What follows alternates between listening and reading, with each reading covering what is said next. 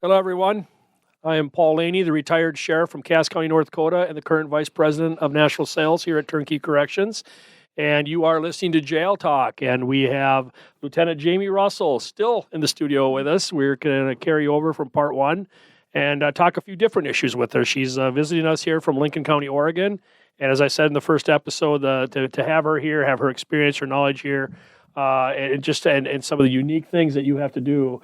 We wanted to do an extra long show and really extract some of that knowledge and information out of her mind and out of her brain. And we were offline, just kind of regrouping as Katie was getting everything ready for us to go back on the air. And we were talking about some of your environment. I think this next part of the show is going to be kind of fun. And so if you haven't already listened to part one, I would recommend you go back and listen to it. You don't necessarily have to understand what we're going to be talking about here, but I think it'll be a lot easier for you to understand it if you see part one. In that episode, we talked about the mental health issues and the challenges and what we would like to see happen, and because they are impacting jail operations everywhere.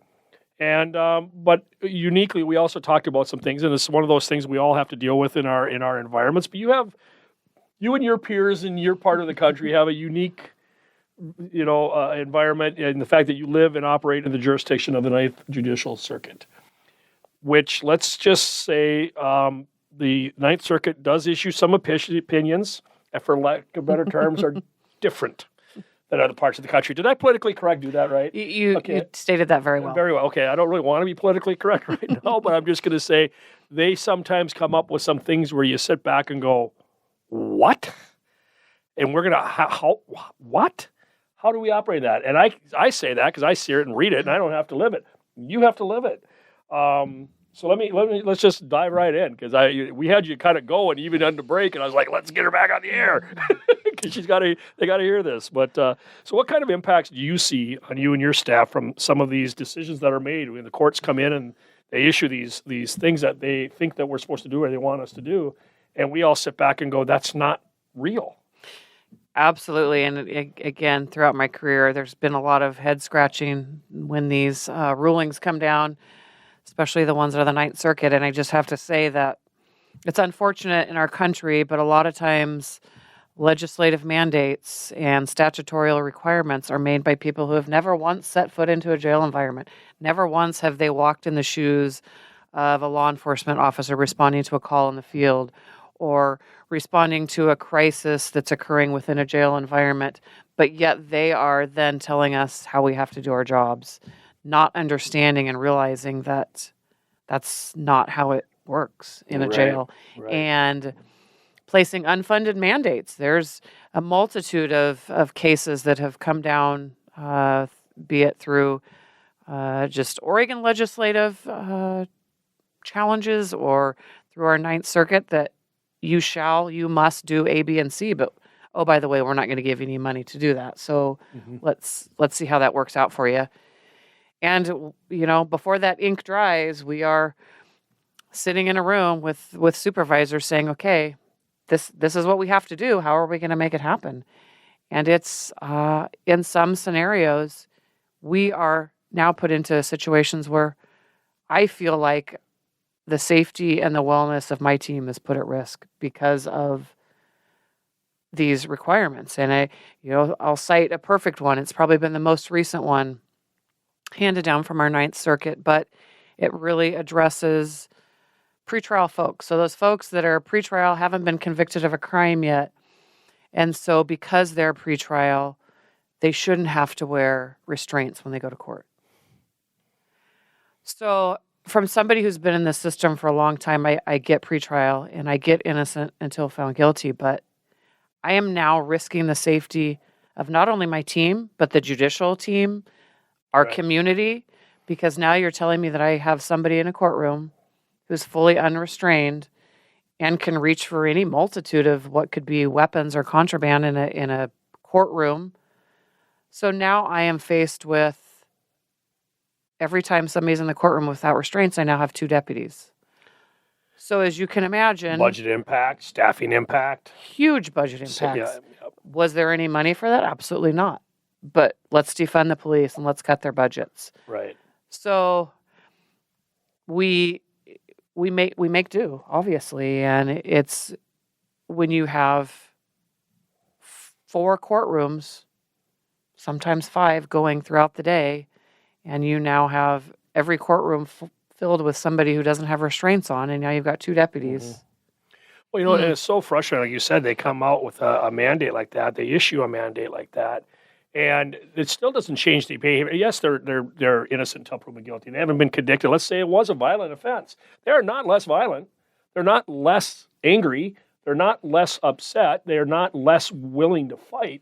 But now the Ninth Circuit just took away your ability to restrain them and protect your people.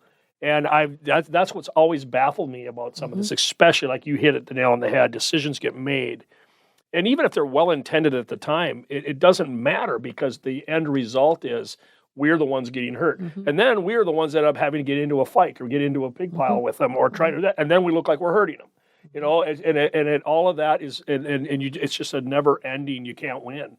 And at the end, and then we start looking at why people don't want to come into this business. It's like, I'm not going to do that. I'm not going to go into that room with that guy. He's angry. He's been angry at the world. He's in for violent offenses, and now you can't restrain him. We still have to have the ability to hold our inmates accountable for their actions. Right. And you've had, I think, some situations too now where you can only do certain things so many times. Allude on that, because that one really got you going earlier. Yeah. So we hold people accountable, and that's a big piece of our job. We have to do that to ensure the wellness and the safety of not only our staff, but the other custodies in our overall facility. That's number one. Safety and security is number one in my book. So now, if somebody is held accountable to a rule, they have to be given a multitude of hearings, and they can call witnesses. And again, I get that they're pretrial, but I don't care about their status. What I care about is the behavior that just occurred in front of a deputy. Exactly. They chose to punch another custody, or they chose to take commissary from somebody else. That's the behavior and the action that we are holding them accountable for. This has nothing to do with their criminal alleged crime that they're in custody for. It has to do with the then and now. And unfortunately, the process that the staff now have to go through is a lengthy process. It's not, hey, you did this. I'm giving you a lockdown for 6 hours. Go to your room. And we can't do that. We have to offer them a hearing. They have a right to sit down with the supervisor and tell their side of the story. They have a right to watch all the body cam videos. And so unfortunately what happens is in our world, we're all busy. Right. And so unfortunately, and it's the honest truth, but unfortunately we tend to turn our eyes and, I didn't see that. I didn't see that. And so now what message is that instilling into these custodies that, they can get away with it and not be held accountable? So was that one a Ninth Circuit ruling, or was that an Oregon legislative ruling? It's a Ninth Circuit ruling, and it's really one of those, it's actually been on the books for a long time. It's how you read between the lines of the law. Right. Unfortunately, the way I was reading between the lines was the wrong way, and it unfortunately ended in an individual who was in custody at the time. His behavior was not conducive to following the rules and continually got in trouble and was continually held accountable for it. But because he wasn't offered a hearing, he was able to file a lawsuit, and we lost. Wow.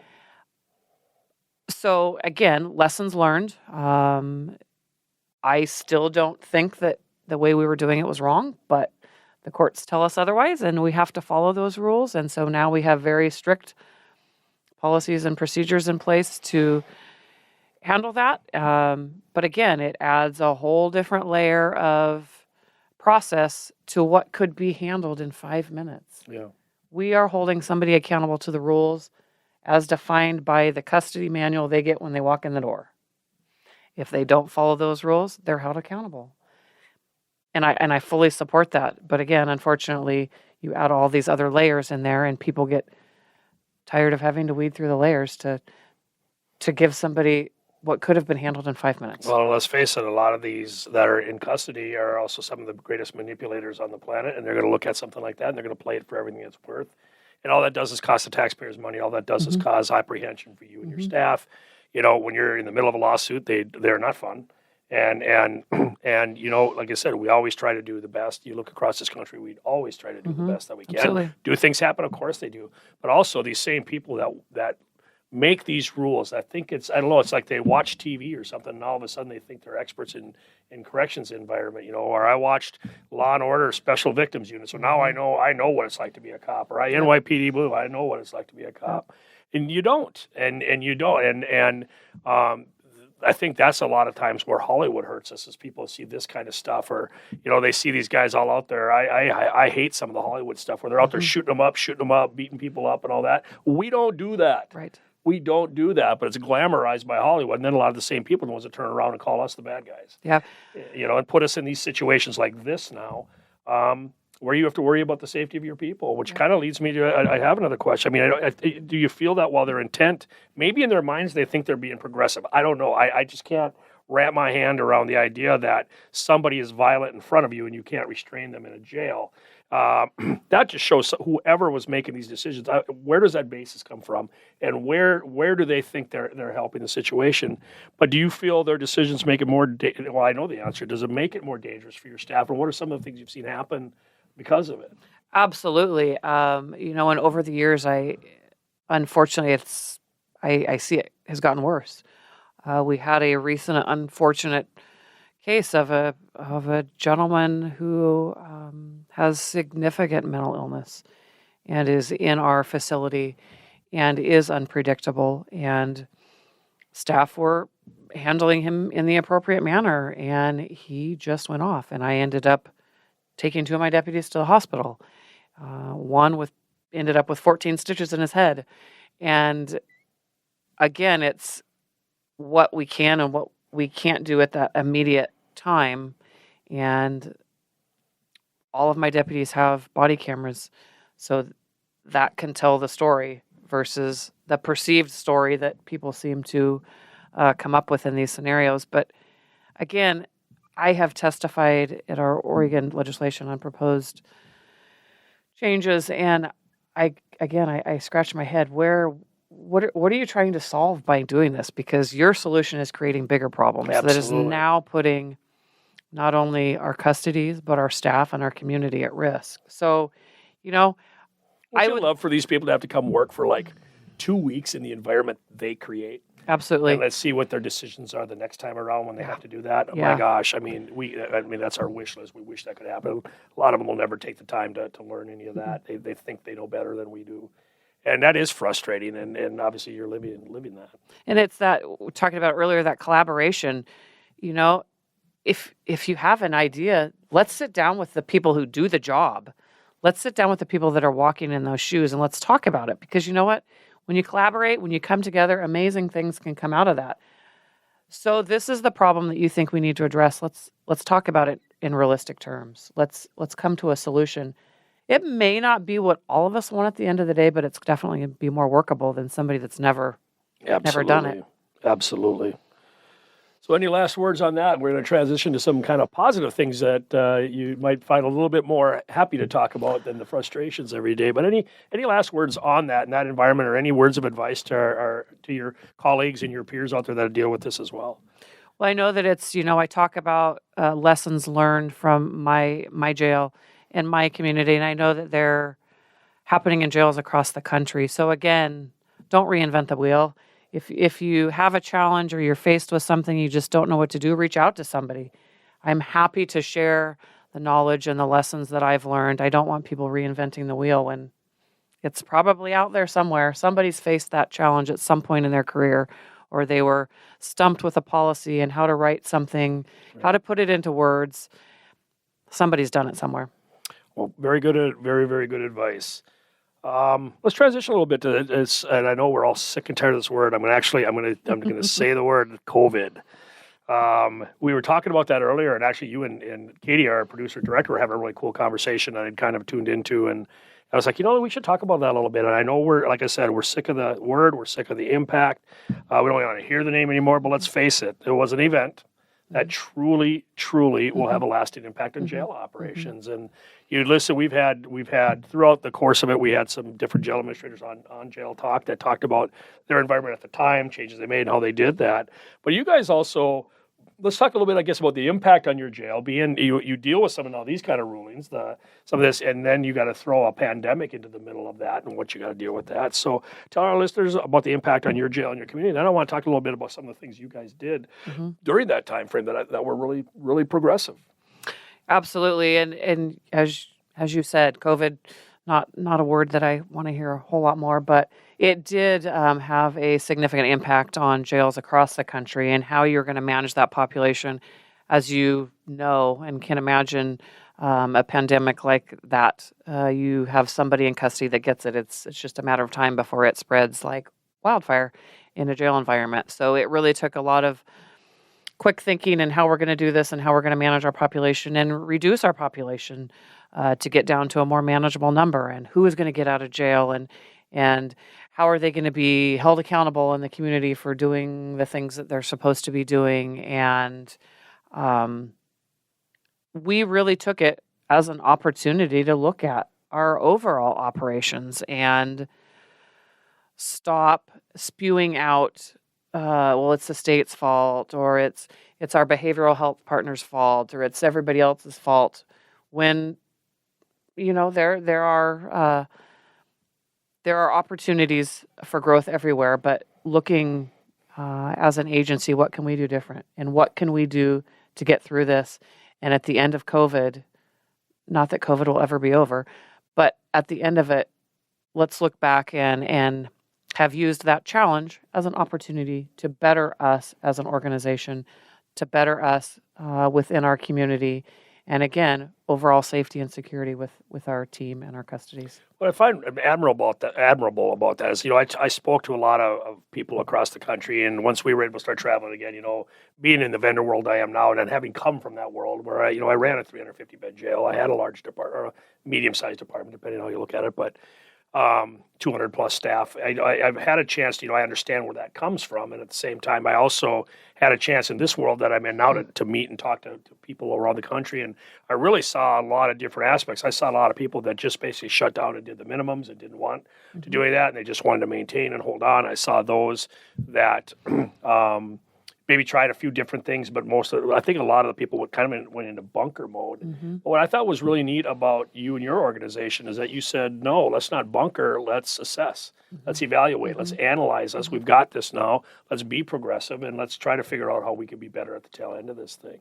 What kind of things came out of it?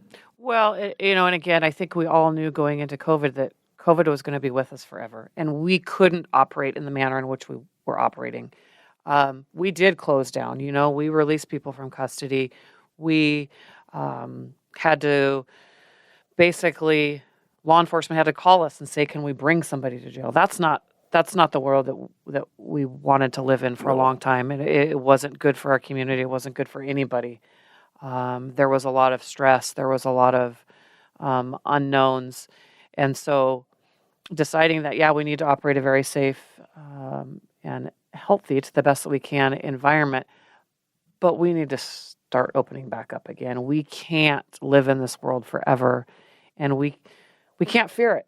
It's here for the rest of our lives. We just have to learn how to get over it. So, we were one of the first facilities who really cut back, but then we were one of the first facilities that said, we're going to open up. We understand the CDC guidelines.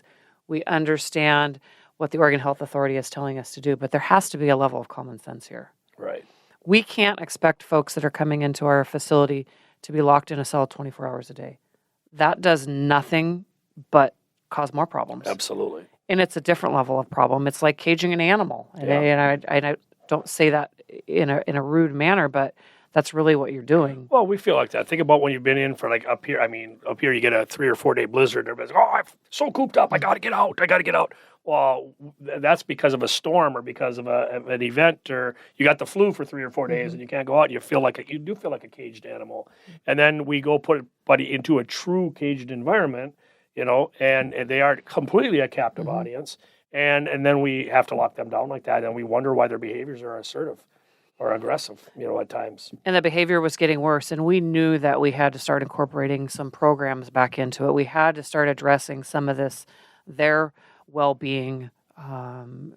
And so we slowly started And we did get some level of backlash from our public health saying you shouldn't be doing that. And we were testing everybody for COVID. We had set protocols in place. If we had an outbreak, we knew what we were going to do. We just had to learn to deal with it. And we were probably one of the first jails in Oregon that was really open back up. But we felt we had to. There was no way to manage these caged animals like we were doing. And so for us, giving the opportunity to bring some volunteers back in that were comfortable coming back in and opening up to do programs again and to offer more of a day-to-day environment for these folks to help them be successul, because that's our goal, is we want them to be successful when they walk out the door. Absolutely. And a lot of the programs that are out there are, we covered the Ignite program when we were at NSA and all that's entailing, because we do invest. We want it to be better. And you're right. I mean, you think about that, where you talk about that caged animal environment. 95% of our people, and I always used to say in the jails, are not bad people, they're bad decision makers. There's certainly 5 to 10% really bad people in there that need to be in for a long time. But most of them are bad decisions. So imagine now you putting yourself in that position, and now you're being locked down 24 hours a day, how you would react. Well, why would we expect them to react any different? Right. And like you said, you start feeling that caged animal complex, and you're like, of course you're going to act up. And where you can, and you started saying, no, we're not going to do that anymore. And yes, I can see how, sometimes, again, it goes back to public health. You're upset, but you're not in here. Right. You're not dealing with this. Right. And we have to balance your concerns with the concerns of the individual, with the rights of the individual, all of that. And it just makes for a not fun environment sometimes. But it looks like you guys had found some different ways to incorporate it. What did you start easing back in? Like, which programs did you guys start with? So we do a lot of, you do your traditional AA and NA and Celebrate Recovery. And for us, it was getting our 2 counselors really more integrated into it, doing some group therapy sessions and doing some one-on-one therapy sessions. There was still a lot of fear. There was a lot of unknowns with COVID. And, this population of folks had that same, they're scared. Their health is not always perfect. And so, they were the ones that thought that they would get COVID no matter what and die. And, we went through the ups and downs of that. But really, at the end of the day, getting our partners back into the jail, providing different programs, parenting programs, and, social networking with people in the community and helping them walk the path of recovery. When you get out that front door, what are you going to do? What's that going to look like for you? You're not going to be in here for the rest of your life. We don't want you to fear COVID. Let's work through this now, and so that once you do get out, you can be productive in our community.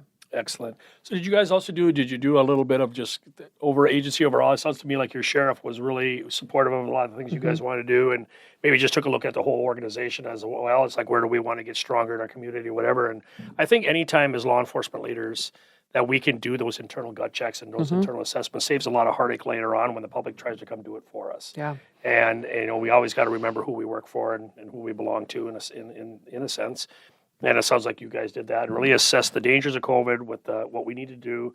And that's commendable. I mean, that's something that a lot of places maybe didn't do and maybe wanted to do or didn't have the support to do it. Where you saw the dividends for that. You saw you guys come out of COVID faster and got back to a more normal world. Well, and we, again, looking at the system as a whole, but really trying to focus on what's the underlying reason these people are coming into jail. Is it drugs? Is it alcohol? What is it? And let's focus on making that interaction with law enforcement that they're having. What can we do? Not just taking them to jail. What are some other services available? So during COVID, we started a LEAD program, which is a law enforcement assisted diversion program. We got some funding.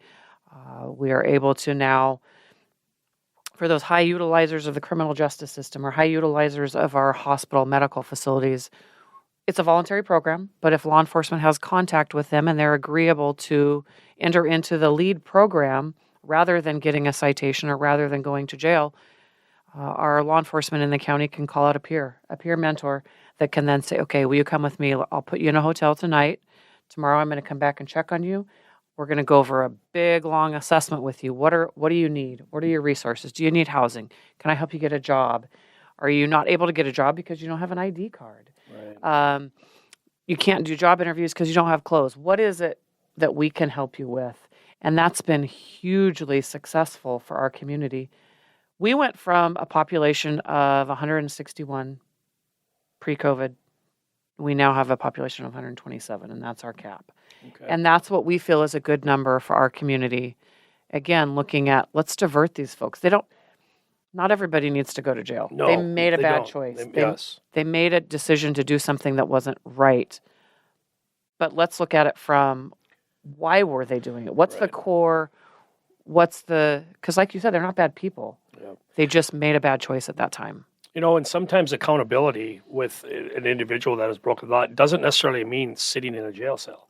And so many are just like, I'll lock them up and get them out. Again, it goes back to everything we talked in the first part, with mental health issues, with addiction issues.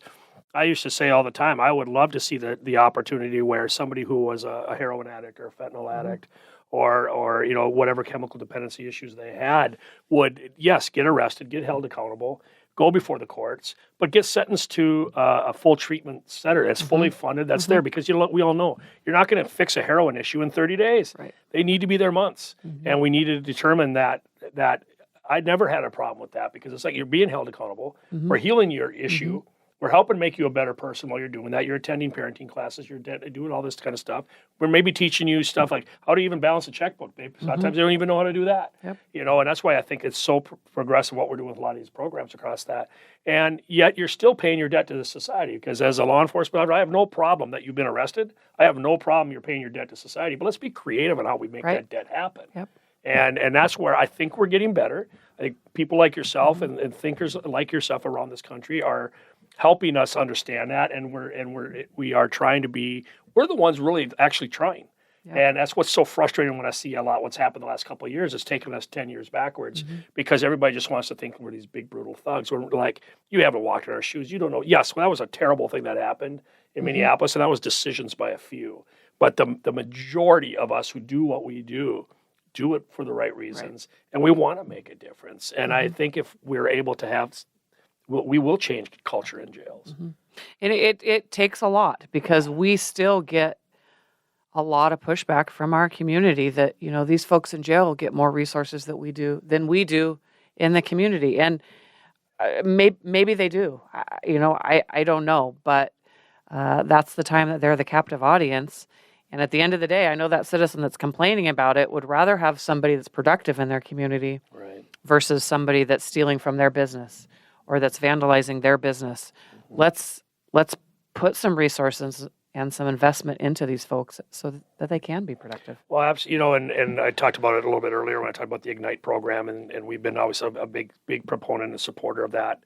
And Genesee County, Michigan started it, and there's a number of sheriffs across this country now that have embraced the concept. And one of the things that Sheriff McFadden from Mecklenburg County, North Carolina, just resonated when he said, "How do you want me to return your neighbor?" Yeah, they're coming back. Yep. Right, they're coming in. Do you want me to just let them sit here and perfect their criminal enterprise, or do you want me to change them and give them opportunities? How do you want me to return your neighbor? How do you want us to return your neighbor? And Yep. I think that's pretty much exactly what you're saying. Absolutely. Is because we do accept that responsibility, and we do say, listen, let's use our tax dollars wisely. Let's make them. Yes, they might maybe get more resources while they're here, but what if we turn them back better to you? Yep. Isn't that what a community, the village coming together is supposed to do? And I think we're moving in the right direction, but we do have a ways to go. But it's really cool to hear some of the positive things that you guys have done. I mean, I know, like I said, we're so sick of that word COVID, but to see that you guys said, no, we're gonna turn this into some good things is commendable, and it had to feel kind of good. Absolutely, it does. Again, I like to share our successes. I like to take those challenges that we're all faced with on a daily basis and turn them into opportunities for positive outcomes. Outstanding. Well, we're coming to the end of part 2. We knew we would fill an hour fast. I mean, it's just been such a joy to have you here. Do you have any last words of advice for our listeners? Again, don't reinvent the wheel. If you're in this profession, stick with it. It is a very rewarding profession. Again, challenges turn into opportunities, and I challenge you to take those challenges and make them into opportunities for your facility, for your community. At the end of the day, we want everybody to be safe, and reach out if you ever need anything. Well, you have it right from her mouth. There she is. Like I said, we all learn from each other. Don't be afraid to give her a call. We will put her information up at the bottom of the screen, and you can reach out to her anytime by email or give her a call at her office. So it has been an absolute pleasure, both professionally and personally. As a friend, we've known each other a long time. Professionally, we've known each other a long time. It was really fun to get you in here in the studio and just, you and I used to talk so much when we were at the National Academy about impacts and things that we could do. We definitely thought a lot alike about differences and how we wanted to do things. So it was fun to get you on the show here and just kind of talk about that with all of our listeners and with our listening audience. And personally, it's just been a pleasure to see you again and get to hang out. And thank you for joining us on the show. Well, thank you for having me. I can probably talk for days and days and days about jails. So thanks for giving me that opportunity to share some insight. Well, I bet we're going to do it again. Perfect. Outstanding. So you've all been listening to Jail Talk. If you like what we are doing, give us a like, give us a thumbs up, follow us on Instagram at Jail Talk Podcast, or email us at jailtalkpodcast@gmail.com. Love to hear from you. Love to hear what your ideas are. I'm Paul Laney, retired sheriff from Cass County, North Dakota, current vice president, National Sales at Turnkey Corrections. You've been listening to Jail Talk. Thank you again, Lieutenant Russell, for joining us. We'll see you next time.